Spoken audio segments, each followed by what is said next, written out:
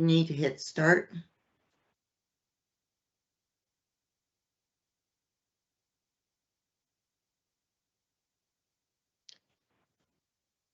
Hello, good morning. For those of you who don't know, my name is Brian Bell. I'm a head and neck surgeon and physician executive here at Providence Cancer Institute in Oregon.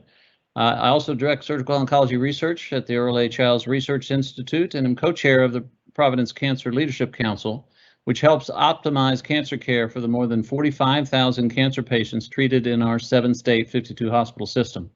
It's my pleasure to welcome you to our first oncology grand rounds for the Providence Cancer Institute in Oregon.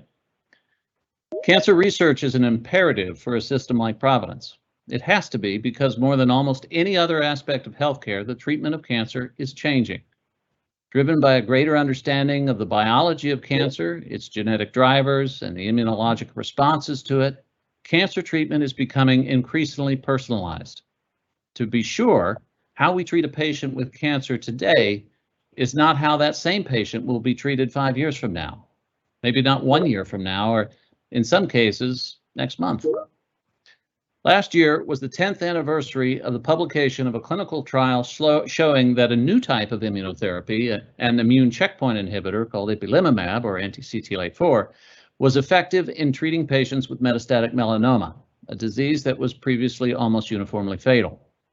It is well known that this was a watershed moment for the field of oncology, as well for our cancer center, and we're proud of the fact that this trial was led by none other than our own Walter Erba.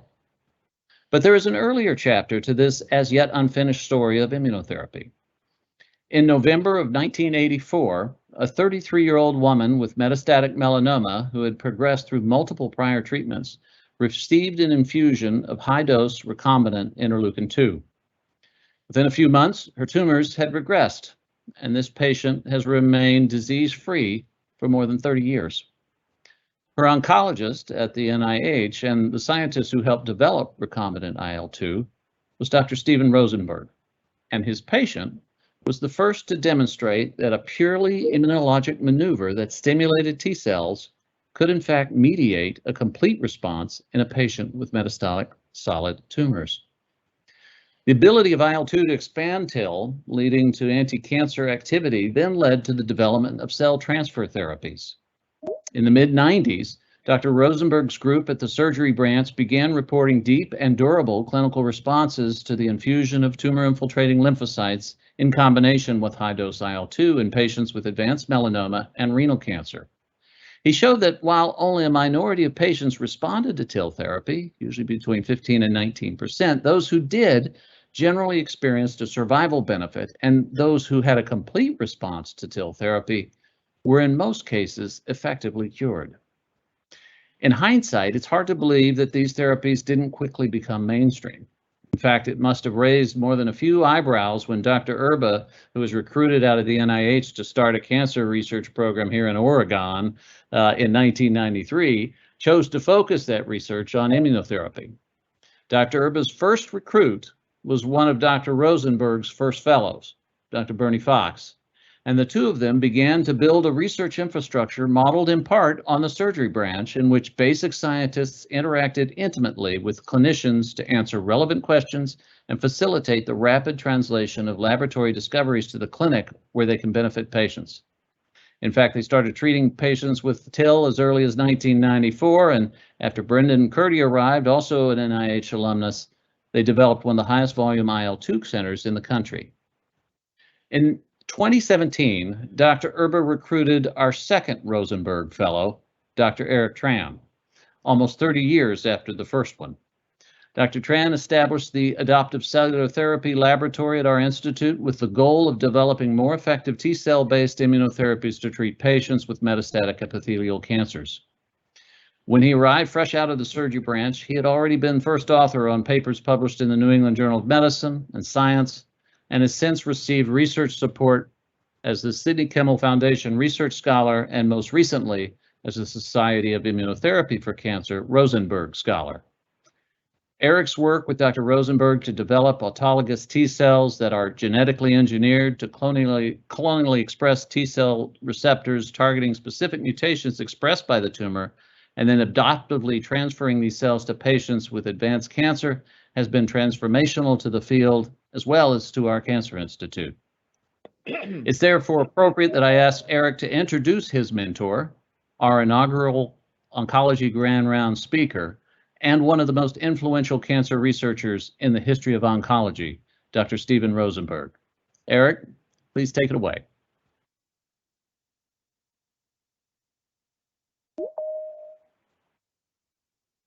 Can't hear you. Thank you, Dr. Rosenberg. Thank you, Brian, and good morning, everyone. It's an absolute pleasure for me to introduce our speaker today, Dr. Stephen Rosenberg. Dr. Rosenberg obtained his medical degree from the Johns Hopkins University, followed by a Ph.D. in biophysics at Harvard. Not long after that, in 1974, Rosenberg was appointed the chief of the surgery branch at NCI, a position that he's held to this day, 48 years later. As many of you know, Dr. Rosenberg is a pioneer in our field, and many, including myself, consider him the father of modern day cancer immunotherapy. For the past 48 years and to this day, he has remained at the leading edge, constantly innovating new immunotherapies to help patients with cancer. His impact and contributions to the field are second to none. A brief snapshot of some major contributions were highlighted by Dr. Bell and included interleukin-2, and as described by Dr. Bell, it was demonstrated that a single immunological maneuver could actually mediate curative responses in patients with solid cancer. His work in TIL was transformative. One thing that Dr. Bell didn't touch on yet is that Dr. Rosenberg's team was the first to insert genes into T cells, and neomycin phosphotransferase genes into T cells, and adoptively transfer these gene-modified T cells in patients, and that happened in 1990. This was obviously a prelude to some of the work that he's doing today. In 2006, his group was the first to report regression of solid cancer after the transfer of genetically engineered lymphocytes. In this case, T cells were engineered with T cell receptors that targeted melanocyte differentiation antigens. His team also pioneered the clinical use of T cells genetically modified to express chimeric antigen receptors, or CARs, targeting CD19, which contributed to the FDA approval of the first engineered T cell therapy for patients with cancer. His most recent work has pioneered the use of cell therapy to target mutated antigens, or these neoantigens as we call them, for patients with epithelial cancers. He's an author on 1,220 articles, and for his work, he has been awarded most of the major awards in medicine and science, most recently receiving the prestigious Pescola Foundation AACR International Award for Extraordinary Achievement in Cancer Research. As Brian mentioned, I had the distinct privilege and honor to be mentored by Dr. Rosenberg while I was a postdoctoral fellow between 2010 and 2016. He's taught me a lot, including the value of keeping laser focus. Perhaps because of this laser focus, my 6 years in his lab flew by, and I look back at those times with great fondness. Especially the Saturday and Sunday mornings, Dr. Rosenberg would stroll through the lab and we'd chat about the latest experimental results.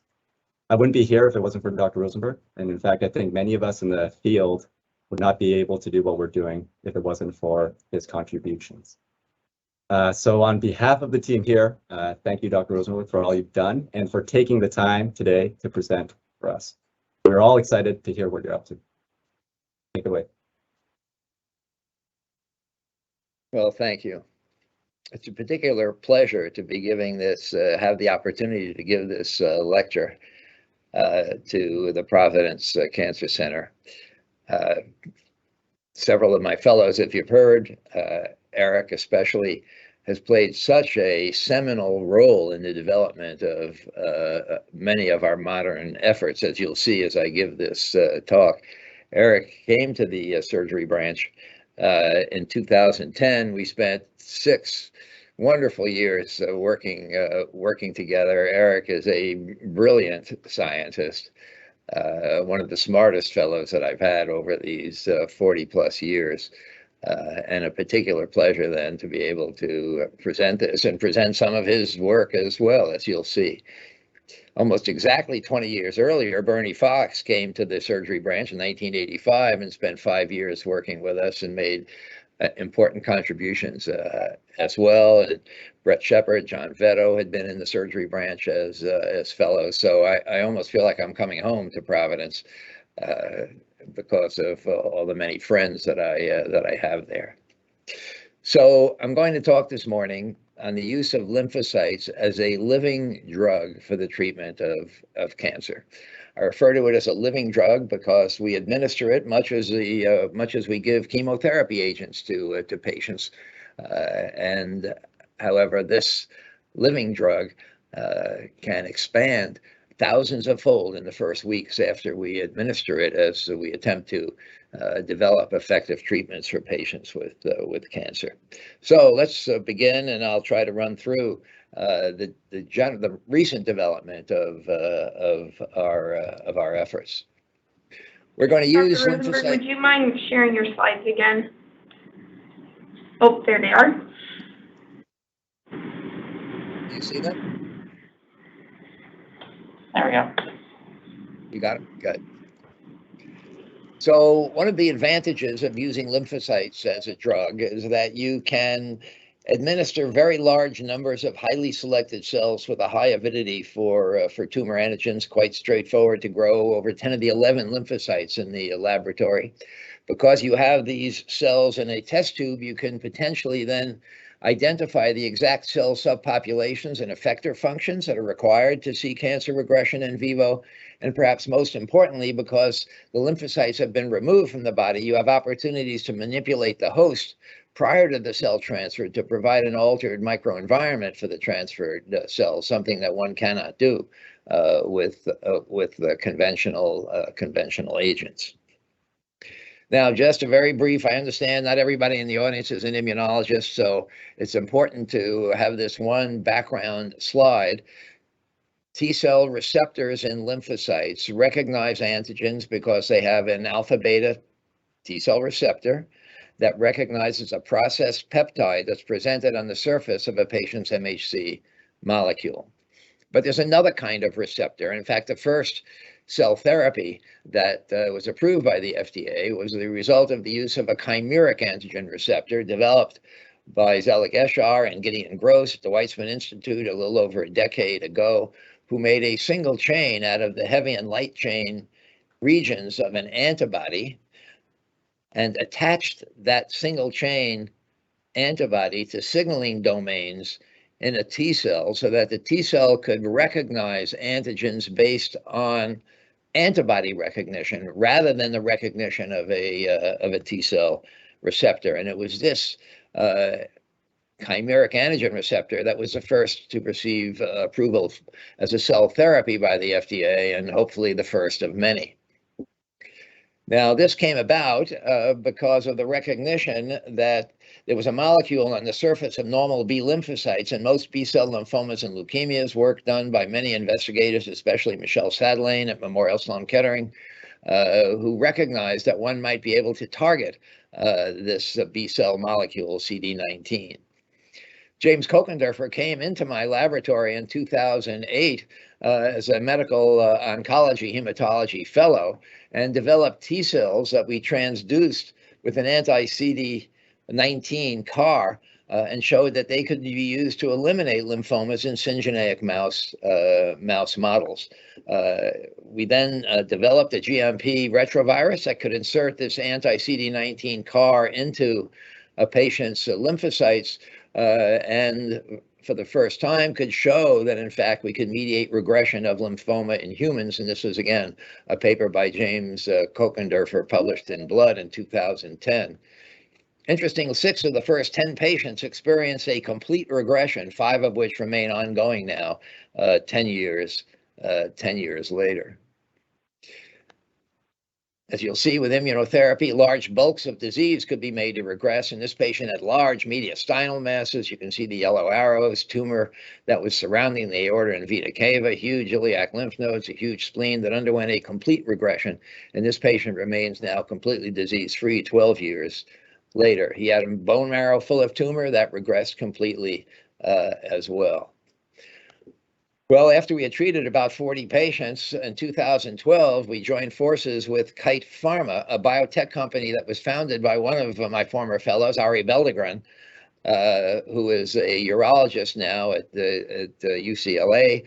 We had stayed in touch. He heard about our results, founded Kite Pharma.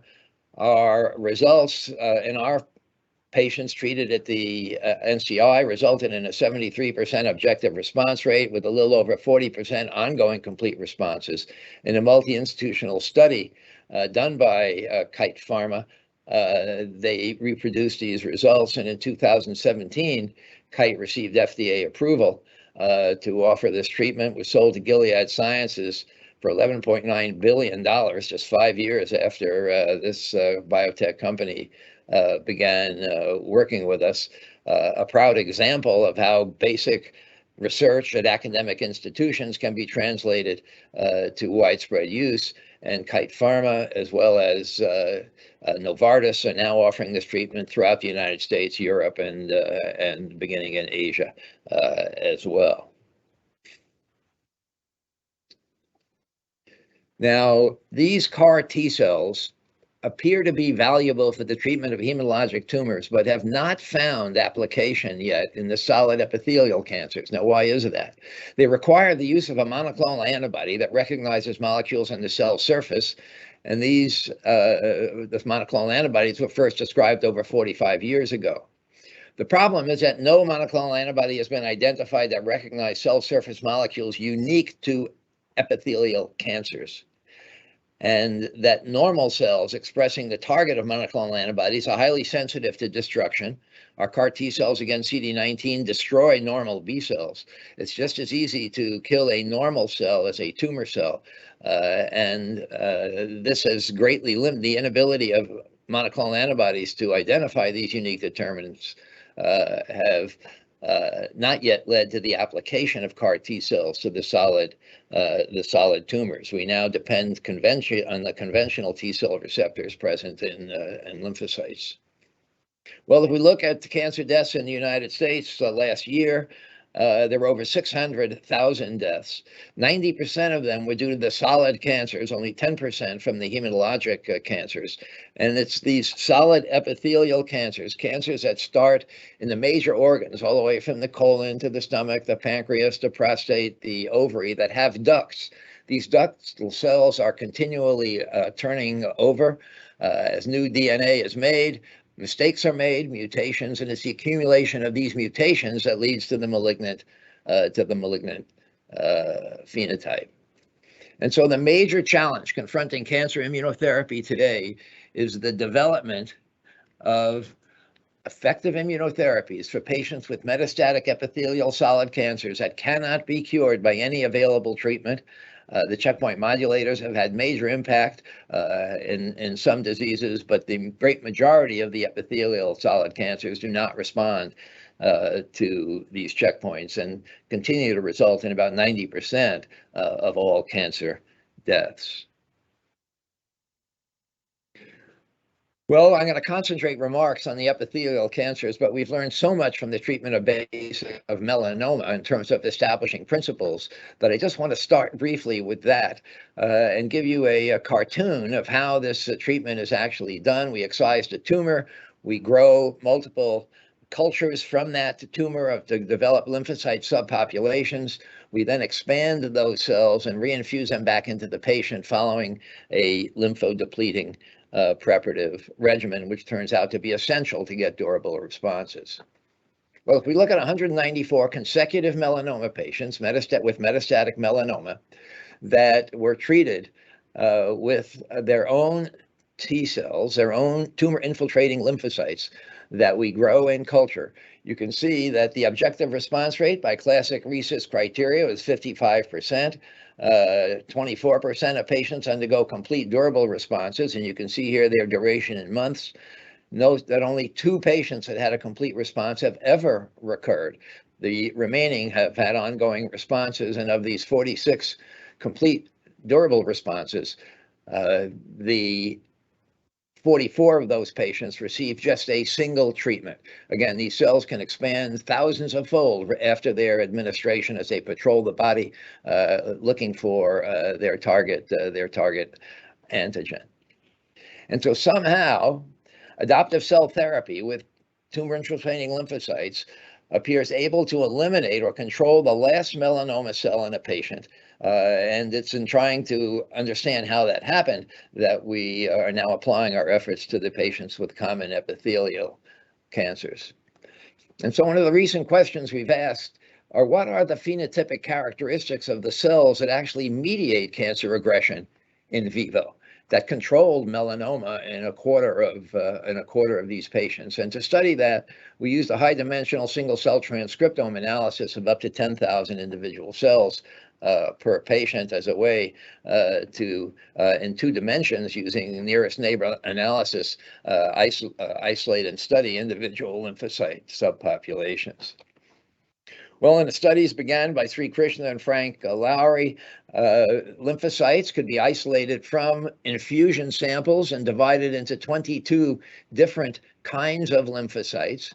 They looked for the difference in the expression of these transcriptomes in patients that had response or non-response, because we had this unique group of melanoma patients, half of whom had responded and half had not. Well, if they look at the transcriptomes in each of those 22 clusters, there was only one cluster that was associated with response to this treatment, to complete response to the treatment. None of the other clusters had lymphocytes that could distinguish responders from non-responders. And in fact, if you looked at the cluster, it was very prominently expressing cells that were negative for CD39 and CD69, an indication that these are more likely stem-like cells. The total number of cells administered to these melanoma patients did not separate responders from non-responders, but at a very high level of statistical significance, 0.0001, one could distinguish responders from non-responders based on the number of these double negative cells that were administered to patients. Now, these appear to be stem-like, not only because of their double negative, the lack of expression of these 2 markers, but because if you took the cells from a infusion and separated the CD69-39 positive cells and grew them in vitro, they would only reconstitute double positive cells, whereas the double and not double negative cells, whereas the double negative stem-like cells, as you would expect from a stem-like cell, could reconstitute themselves quite substantially as the cells grew.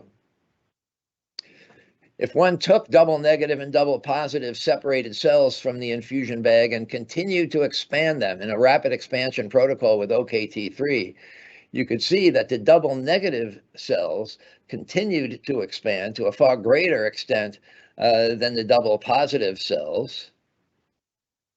And in fact, that explained why these double negative cells could expand in vivo in patients that received gene therapy with NY-ESO-1 TCR transduced lymphocytes targeting a cancer germline antigen.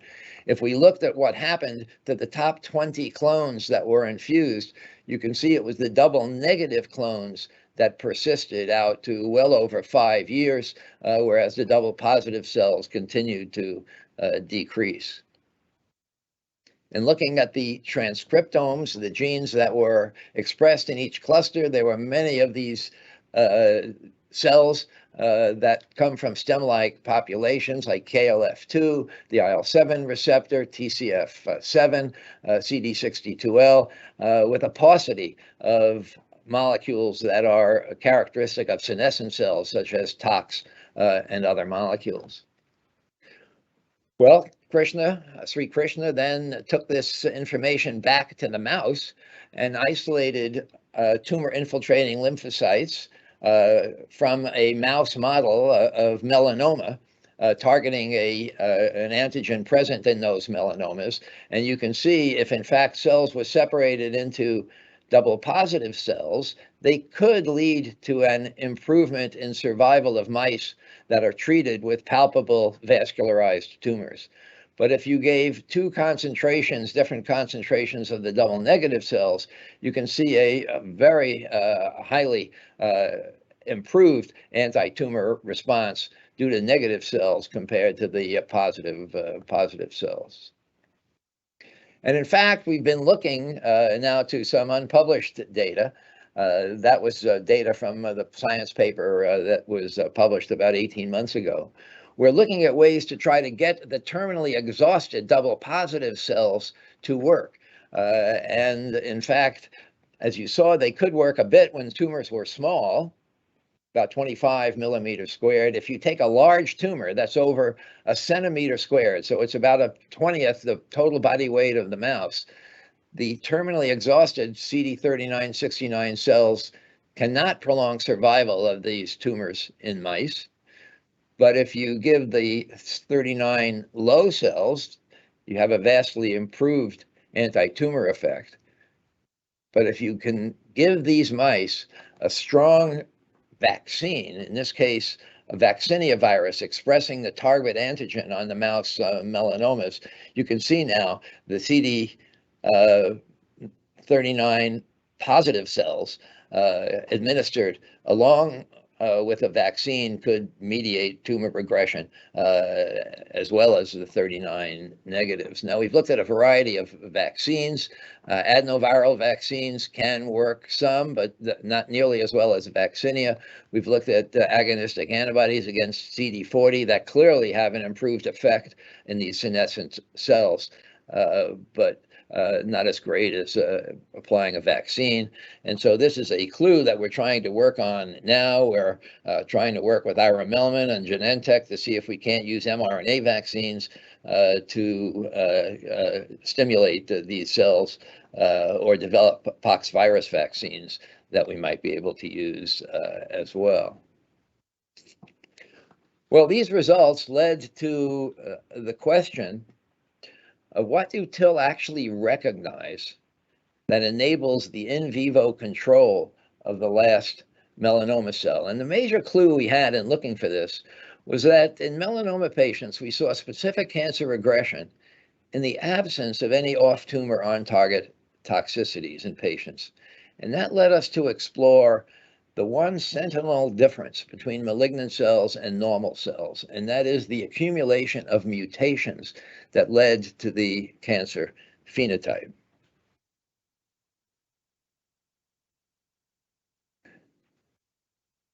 Again, a reminder that these conventional T cell receptors recognize this 9 to 11 amino acid peptides in the surface MHC molecules, and that's what the T cell receptor will recognize. And so we did the following in this assay that was developed by Paul Robbins and William Liu in the surgery branch. What we did to try to identify what the antigens were that were being recognized is we took resected tumor samples, did whole exome and transcriptome sequencing to identify every mutation that was present in that cancer cell. And of course, with modern technology, including bioinformatics, we could identify every mutation in the cancer cell within maybe 2 weeks. We then took every mutation expressed as a 25-mer peptide with the mutation in the middle. So that 25-mer had to include every 9 and 11 amino acid peptide recognized by the T cell receptor. And we made pools of every mutation. We also made mini genes and could put them together that were expressing this 25-mer and could tag them together to have a tandem mini gene construct. What we then did is express every mutation in that patient's cancer in the patient's own dendritic cells, their own antigen-presenting cells, and then co-cultured that with T cells that mediated complete regressions in patients, so that if any antigen was being recognized that is encoded by mutations, the T cell would recognize this antigen-presenting cell, and one could then assay for recognition by either ELISpot techniques or cytokine secretion. we would do that in pools and then could deconvolute the pools to look for the individual antigens. So again, it's a 25-mer. That mutation could be the first of the 9 to 11 amino acid peptide. It could be the last. But every mutation had to be somehow encompassed in this 25-mer. So the advantage of this approach is there's no need to do any prediction of peptide binding. Every candidate peptide and every MHC locus expressed by that patient were included in the screen, and you don't need tumor cell lines. And as you know, it's so difficult to produce tumor cell lines from the great majority of epithelial cancers. This string of mutations was an avatar of the tumor cell that could be used for studies. Well, we performed this analysis in 76 consecutive melanoma patients. They had 44,000 different mutations, but we screened over 13,000 individually because they were the ones that were expressed by the RNA-seq measurements. That gave rise to 180 immunogenic epitopes. Interestingly, 1.3%, you're going to see this number a lot, of the mutations in a melanoma patient were immunogenic. Most were recognized by CD8 cells, a few by CD4 cells. But the first surprise in this result was that every one of these 180 immunogenic epitopes recognized by a patient's own T cells were unique. None were shared among patients. We then studied 130 consecutive patients with gastrointestinal cancers.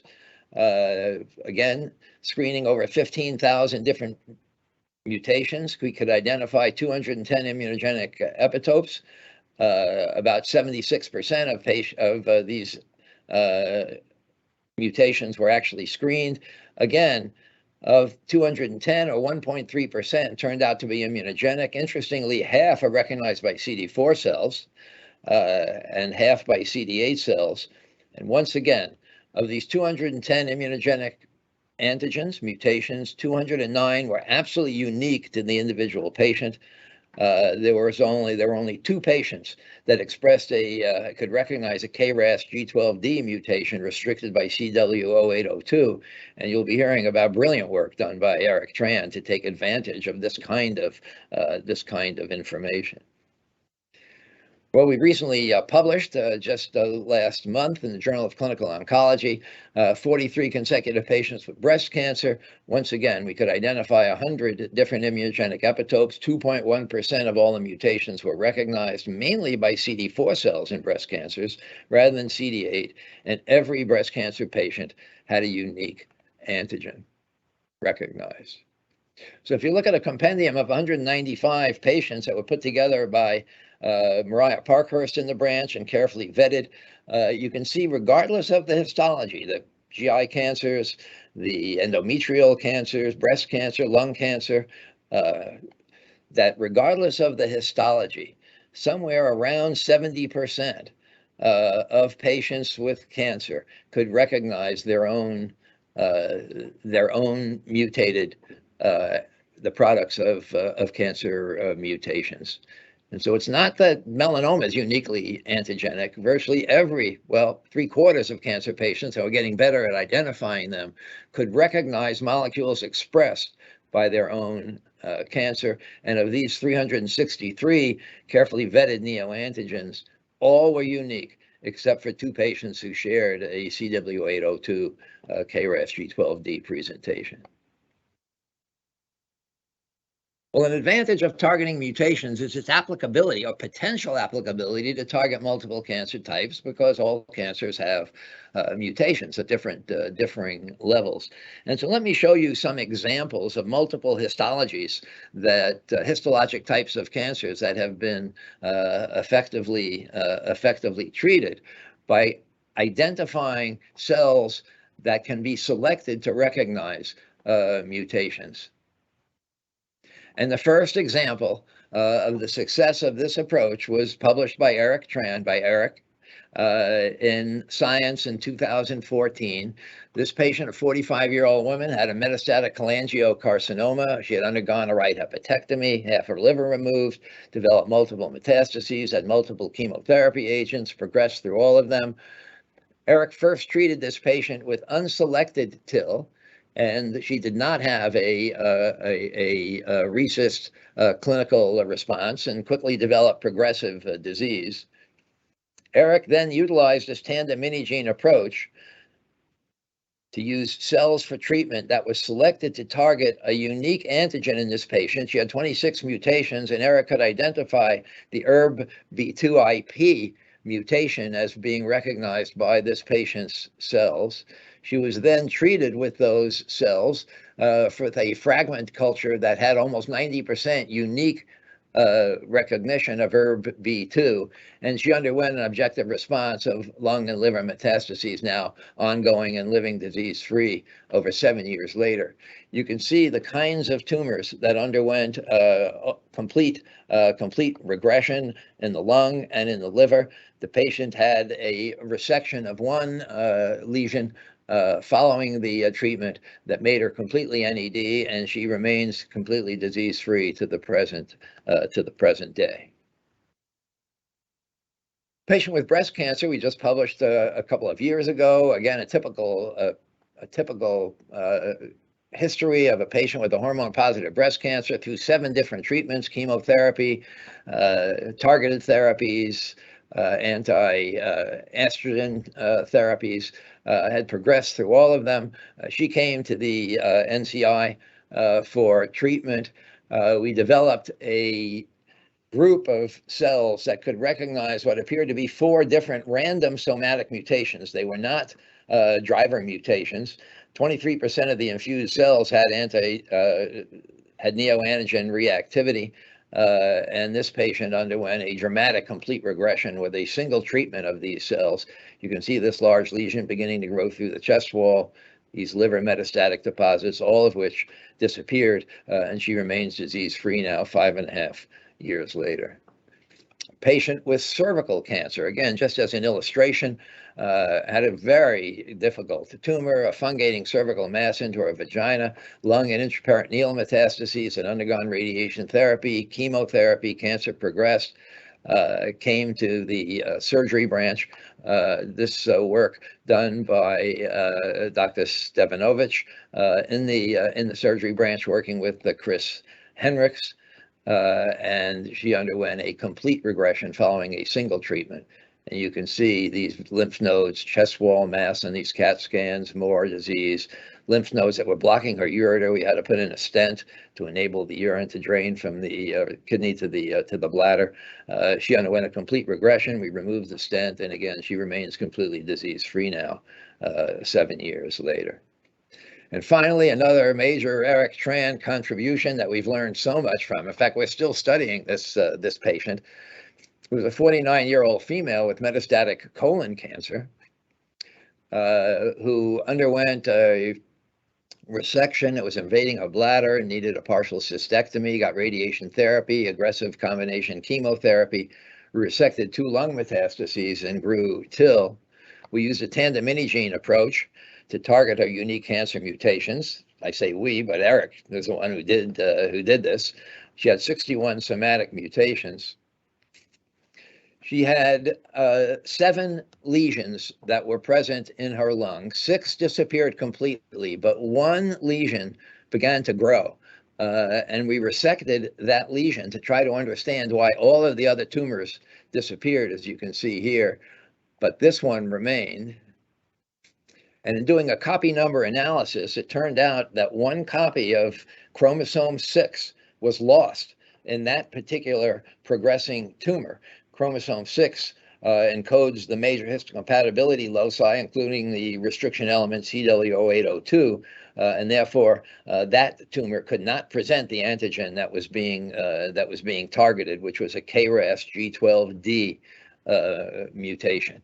And so, again, after resecting that lesion, the patient was left disease-free and has remained so over 5 years later.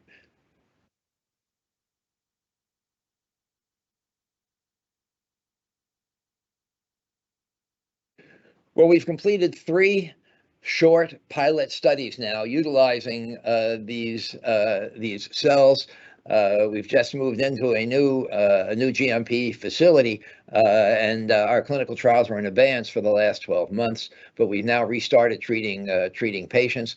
But these 3 pilot trials, when you use bulk TIL without any selection in metastatic solid epithelial cancers, we saw no responses in 20 patients. When we selected the TIL, we got 3 responses, and when we found that, in fact, the infused cells that could be identified because of their T-cell receptors re-expressed PD-1, we gave pembrolizumab. These histologies do not respond to the checkpoint modulators, and you can see now almost a quarter of patients in that pilot trial responded, and we have just resumed it with the next patient in the hospital as we speak.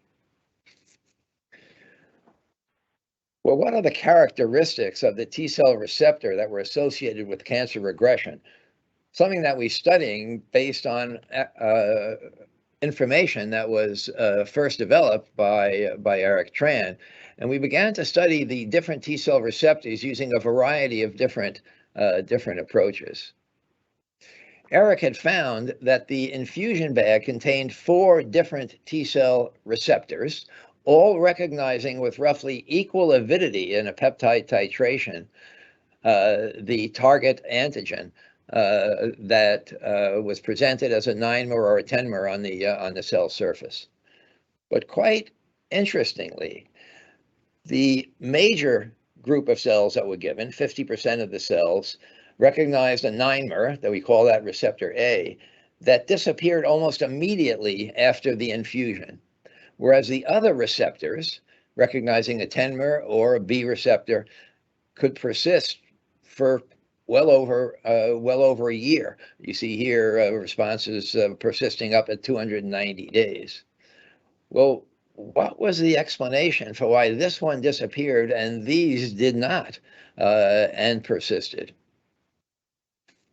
Well, the cell type that the receptors were in were quite important. If you do now this single-cell transcriptome analysis and analyze different clusters from this patient and look at the cells that were given that persisted or did not persist, you can see that the non-persisting cells fell in these clusters, the persisting cells in these clusters.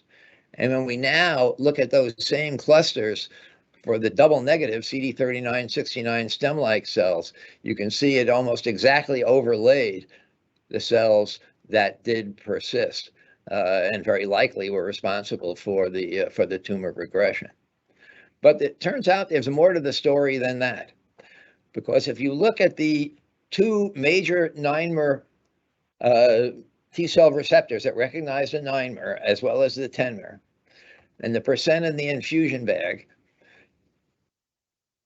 again, the 9-mer, the 9A did not persist at all. These 2 did persist well out to 290 days. If you use surface plasmon resonance to measure not the avidity, which appear to be the same in these, but the affinity, there was a dramatic difference in the non-responding cells that had a KD of 16 plus or minus 8 by the surface plasmon resonance, a very tight juncture of these T-cell receptors, compared to the cells that did not persist, that had hundreds-fold less affinity of the T-cell receptor.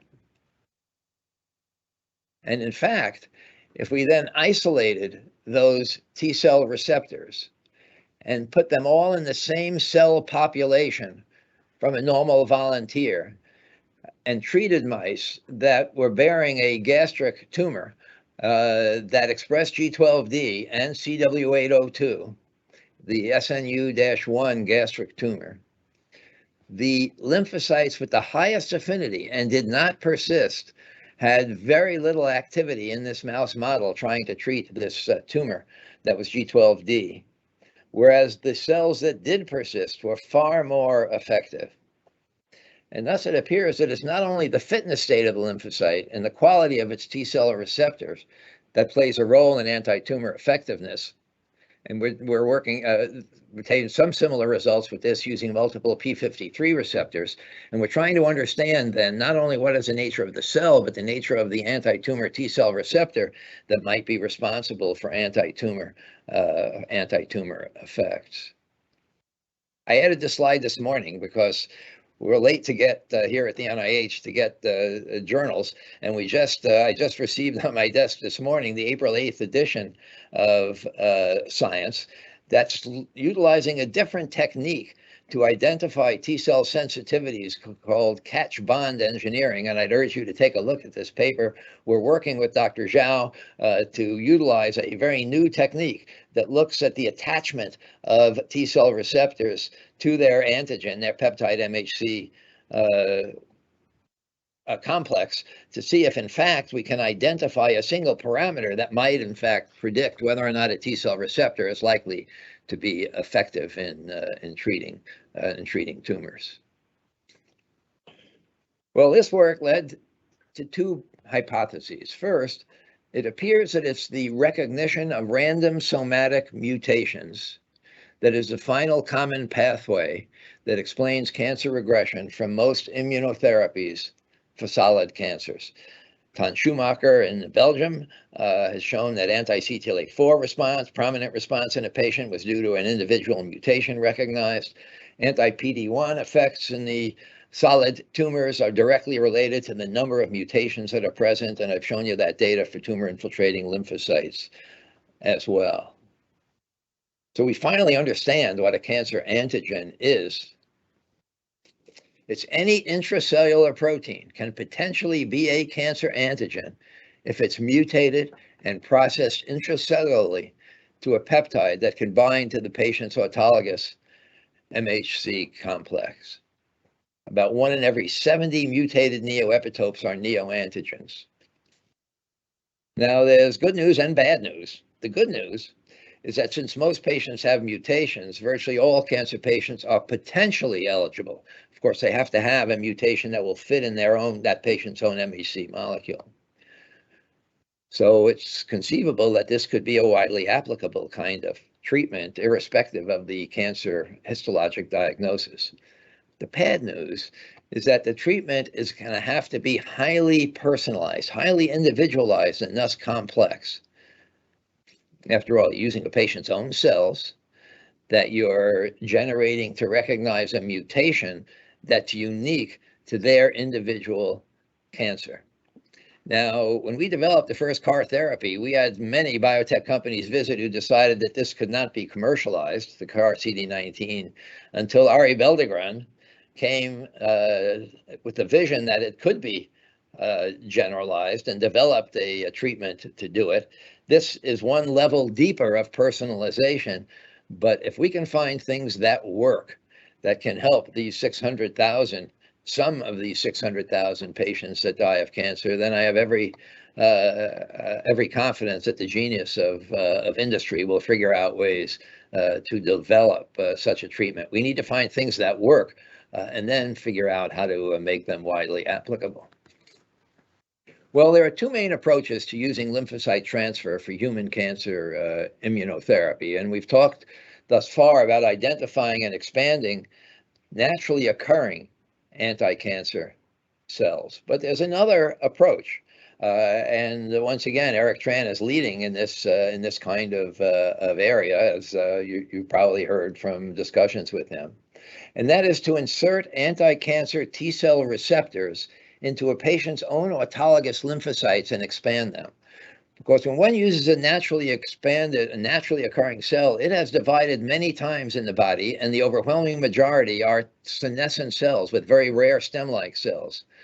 If you can put a T-cell receptor into a patient's PBL, almost half of which will be naive cells, you could potentially generate a much more effective cell that can be used for patient treatment. And so we've spent a fair amount of effort now trying to identify shared antigens that can be used. We've talked about using non-mutated antigens on the surface of cells that are not essential for survival, unique somatic mutations in intracellular proteins, but there are a small number, a surprisingly small number of shared mutations that result in cancer. The two most prominent by far are KRAS, 30% of all cancers, 70+% in pancreatic cancers, and P53 in almost half of every cancer. There's BRAF in half of melanoma patients, but other than that, shared mutations are present in low single digits in all cancers. You would have thought there would be more in the way of common mutations that were important, but they have not yet been identified. And so we've put a major effort into trying to identify T-cell receptors from patients with these mutations using highly directed screening against all of the known mutations in KRAS and P53, or by in vitro sensitization techniques, either of TIL or of peripheral blood.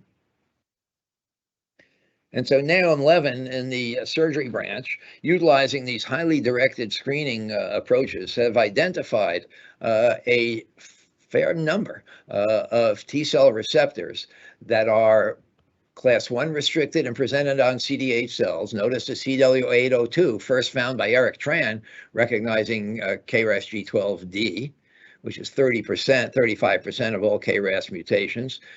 We now have receptors that recognize G12V in a variety of class 1 as well as class 2 antigens, MHC molecules, because he's identified a variety of T-cell receptors that recognize class 2 restricted antigens presented on CD4 cells, and you can see them here.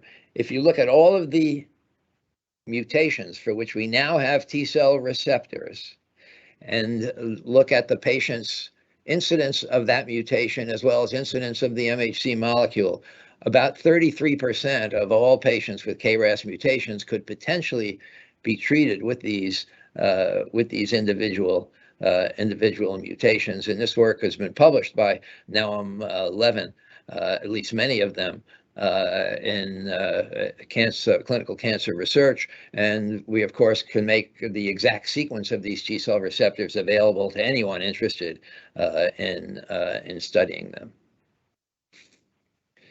P53 is a molecule that's been targeted by Peter Kim, again trying to use in vitro sensitization techniques and highly sensitive targeted screening, looking not at all of the transcriptomic mutations, but just the individual P53 mutations, and has identified now a library of T-cell receptors that will target about 5.5% of all patients with P53 mutations. And these libraries are increasing as these studies are being conducted. And this work will be published in Cancer Immunology Research. It's in press, probably will be published in a couple of months.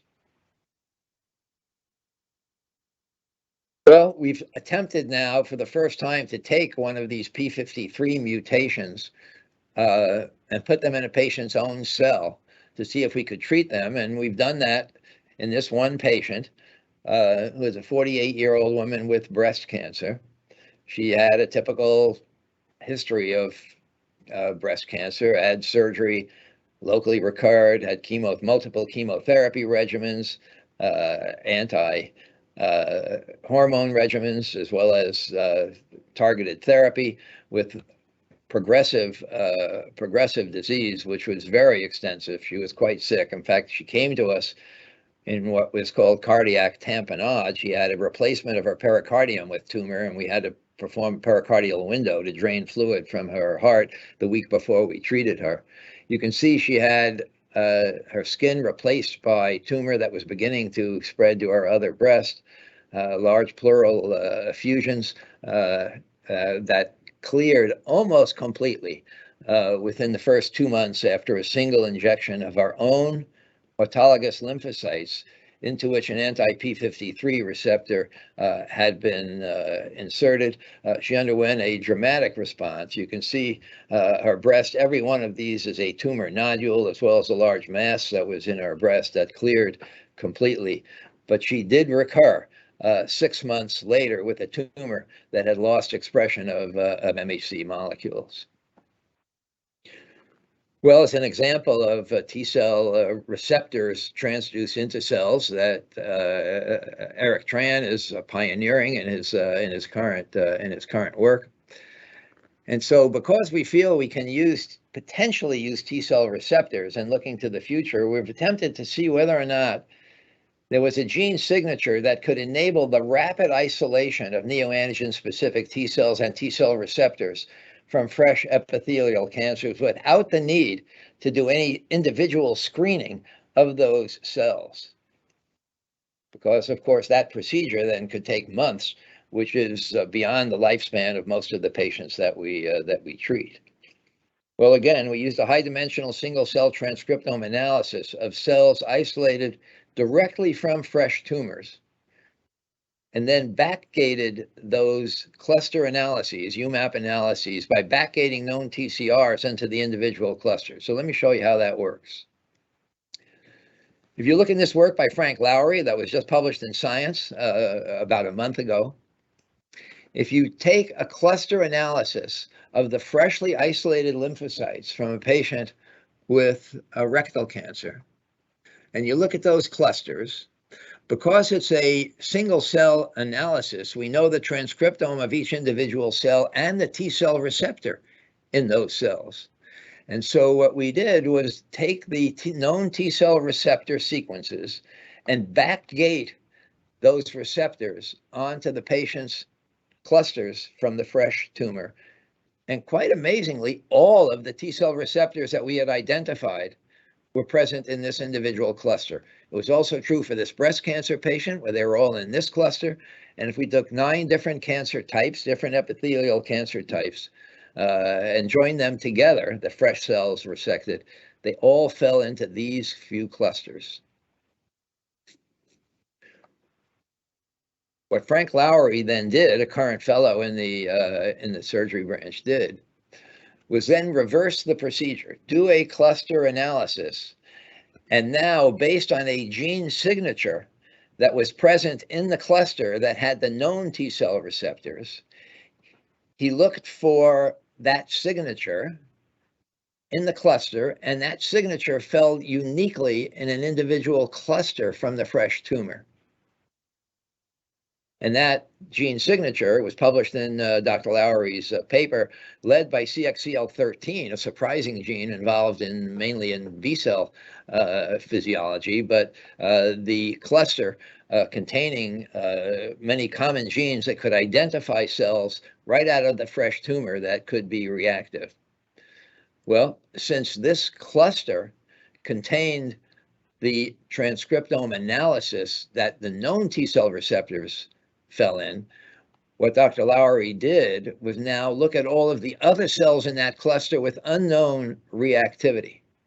And he did that in 4 prospective patients that are described in this in his paper, by looking at the T cell receptors that were present in the other cells in that cluster, made all of those T cell receptors, and quite importantly, I think, 55% of all of the CD8 positive T cell receptors restricted by, presented by CD8 cells, restricted by class 1, half of all the unknown cells in that cluster had anti-tumor reactivity against mutations, and new antigens could be recognized with that approach. If you looked at the CD4 cell predictions, because they're separate gene signatures that predict CD4 and CD8 reactivity, about 1/3 of the unknown T cell receptors recognized mutations.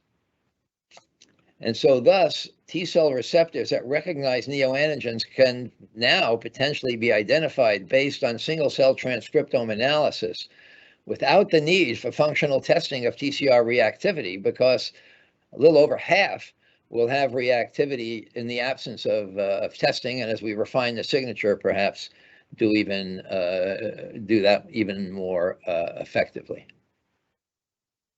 Well, I'll conclude with 4 general conclusions based on this work. First, that cell transfer therapy can mediate durable regression in patients with metastatic cancer refractory to other treatments.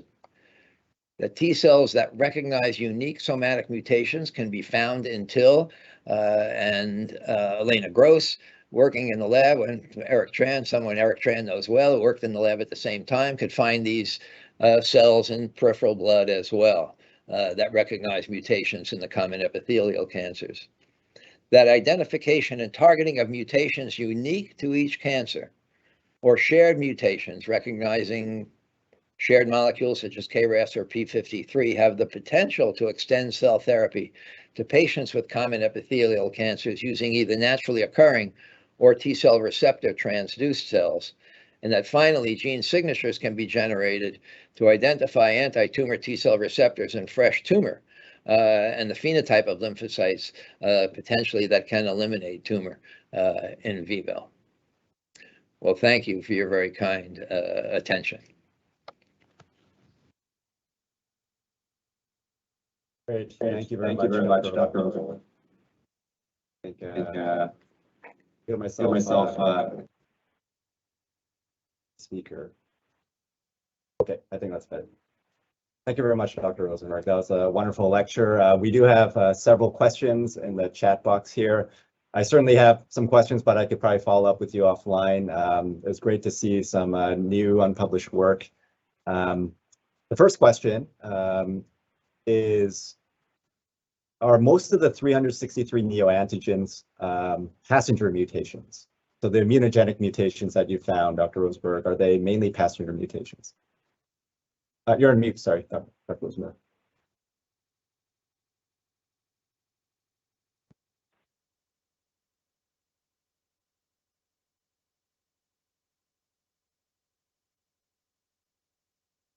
Go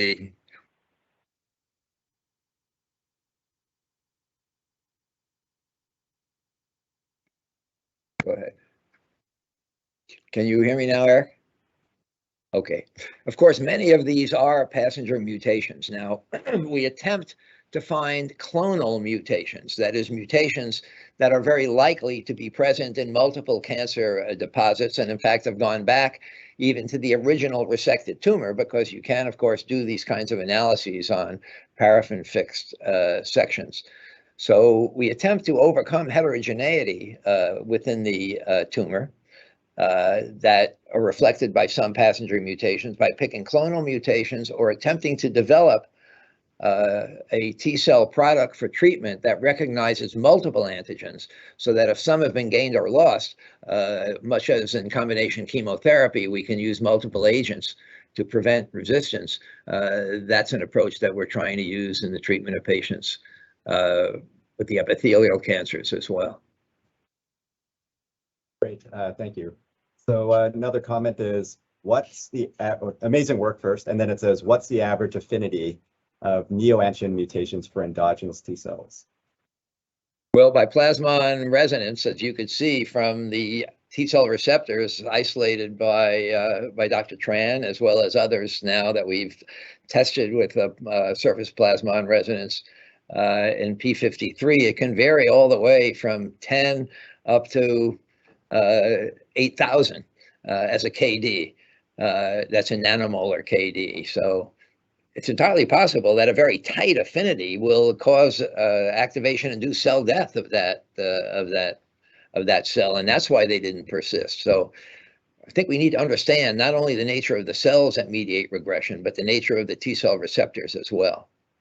Affinity does not predict response. In fact, it may be an anti-predictor of response. Great, thank you. Next question is, what are your thoughts on using mutation-specific vaccines versus mutation-specific T cells for therapy? Well, an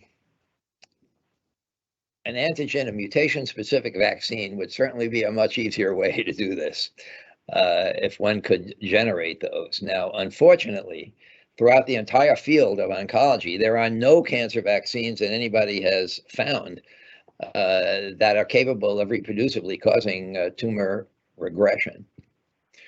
We ourselves have developed a mutation-specific vaccine based on Moderna technology using mRNA. And Galkafri published our results in this, in which we attempted to immunize patients with multiple of their own unique mutations utilizing an mRNA vaccine, very similar to what's being used in COVID prevention. And we, in fact, saw no responses in a small number of patients, but even more discouragingly, we utilized antigens in the vaccine for which we knew there were pre-existing T-cell receptors. And although using a vaccine, we could generate new reactivities, we could not boost the pre-existing reactivity, which to me was an indication of how weak these antigens, these vaccines are. But of course, there are many people that are trying to do this. Ugur Sahin himself in melanoma, along with Catherine Wu at the Mass General.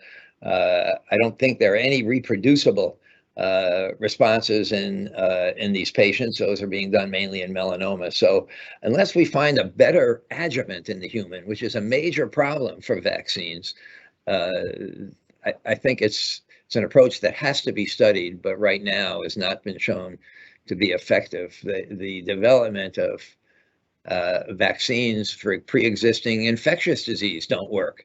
And bacteria and viruses have an enormous number of antigens, but once the infection is established, you cannot effectively treat any infectious disease with an existing vaccine, much as right now we can't use vaccines to treat established vascularized tumors. Hopefully that will change in the future. Great, thank you. There's more questions coming up.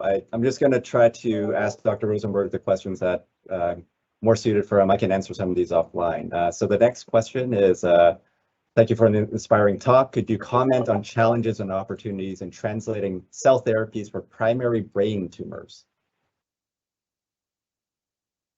So the brain represents a unique situation because of its relative lack of accessibility to most circulating lymphocytes. Now, Vidleko in the surgery branch did study 4 patients with glioblastoma and could find mutations recognizing that glioma in one of those 4 patients, and he's published that now, Vidleko, L-E-K-O, if you want to see the result. The brain is not exclusively excluding lymphocytes, because in melanoma patients, we published the ability to effectively treat brain metastases with cells at a lower level than that of metastases at other sites. But the fact that lymphocytes can get into the brain, into the CS, the cerebrospinal fluid, I think means that at least the possibilities do exist for developing this treatment against gliomas. Glioblastomas, the most aggressive form of brain cancer, and that's something that deserves a lot of work as well. Next question is actually from Rob Isle, who you probably remember. He's at OHSU right now. Amazing, inspiring work. 2 questions. Are you convinced by any current evidence that CAR T cells can be effective against solid cancers? The second question, the consequence of on-target off-tumor toxicity in solid cancers have been striking. Are you encouraged by any of the strategies to synthetically engineer functional specificity, such as logic gating of T cells to target tumor-associated antigens? The CAR T cells, of course, as I mentioned, depend on the presence of an antibody recognizing unique determinant, and we don't have hardly any. There have been some indication that targeting GD2, a non-mutated antigen, utilizing a CAR in the neuroblastoma can have some impact. But the major problem is it's just as easy to kill a normal cell as a tumor cell. And if there's any cross-reactivity, you will destroy a normal organ. And we ourselves have mediated cancer deaths in patients before we learn this very difficult lesson, targeting HER2, which is highly overexpressed in some tumors. But it's not clear to me that you can find a window of expression of these antigens that will enable recognition of a cancer and not a normal cell. In melanoma, Vic Engelhardt at University of Virginia has shown that as few as 5 peptides on the surface of a cell will enable a T cell to destroy that cell. And so even the cancer germline antigens, we did a clinical protocol targeting MAGE A3, A2 restricted, for which we could find no expression of MAGE A3 in any normal tissue. But when we treated 8 patients and saw some regressions of their tumor, 2 patients died because of severe toxicity in their brain because a MAGE-A12 had a MAGE-A3 mutation that cross-reacted with that T cell receptor. So I think it's dangerous to target antigens that are expressed on normal cells, and the inability to identify monoclonal antibodies, I think, has prevented the CAR approach to that. So tumor-associated antigens that are being targeted, I think, have to be strongly unique to cancer unless we can find ways to tune the receptors to recognize highly expressed antigens compared to less highly expressed antigens. And Rob, I'm delighted to hear from you. I know you're in Oregon and did beautiful work when you were in the surgery branch to identify some of the mechanisms that limited T cells from being effective in mouse models and in the humans. So lovely work done by you as well. So Dr. Rosenberg, I do want to be respectful of your time. Do you have a few more minutes for a couple more questions, or do you have a hard stop at some point? No, I'm okay. Okay, excellent, great. So Kelly Paulson has asked or comments, fantastic work, fabulous presentation. You present strong data that most immunotherapy responses are mediated by T cells targeting very few targets. Class 1 loss downregulation or the restricted allele is also a shared acquired resistant mechanism that you demonstrated. So in essence, how do you envision overcoming class 1 loss in solid tumors? Well, class 1 loss is a very powerful resistance mechanism because, of course, the T cell receptors that we're counting on to recognize tumor recognize these peptides on class 1 MHC molecules. And if the molecule is, the presenting molecule is lost, a conventional T cell receptor will not be able to recognize that cell. Now, there's a good deal of work being done on lymphocytes that have non-MHC peptide complex recognition, natural killer cells, gamma delta cells. So perhaps there are ways to utilize those cells as well, and that's ongoing. I don't think yet effective, but certainly something that needs to be explored.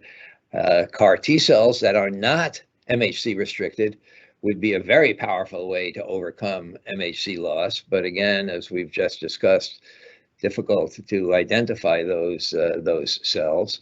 I've mentioned the problems with CAR T cells. Now, Rob Isle did mention the fact that there is work going on to try to put on and off signals on CARs so that if it does recognize a normal cell, its activity will get turned off. And that's another area of active investigation. But so far, I think not effectively applied. I think we're going to see enormous progress in this field over the course of the next several years, or certainly decade. Great, thank you. Next question is, do you think there's something special about TIL phenotype that make them better at regressing tumor compared to peripheral blood lymphocyte TCR transduced T cells?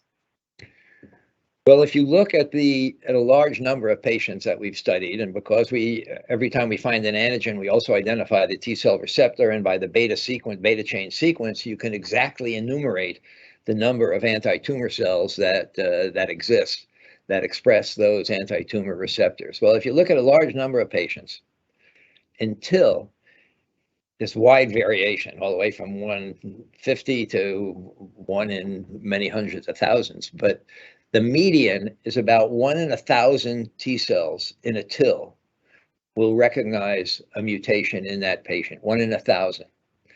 If you now look at that T cell receptor sequence in peripheral blood, it's about 1 in 100,000.